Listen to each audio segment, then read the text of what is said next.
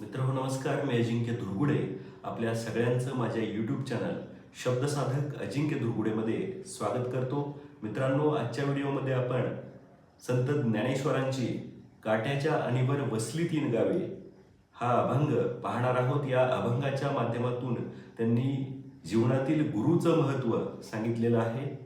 काट्याच्या आणीवर वसली तीन गावे, दोन ओसाड एक वसेची ना. तेथे आले तीन कुंभार, दोन थोटे एक घडेची ना. त्यांनी घडवली तीन मडकी, दोन कच्ची एक भाजेची ना. त्यात रांधले तीन मूग, दोन हिरवे एक शिजेची ना. तेथे आले तीन पाहुणे, दोन रुसले एक जेवेची ना. त्यांना मारल्या तीन बुक्क्या, दोन हुकल्या एक लागेची ना. ज्ञानदेव म्हणे कैचा तो अनुभव, सद्गुरु वाचून कळेची ना. सद्गुरु वाचून कळेची ना. धन्यवाद.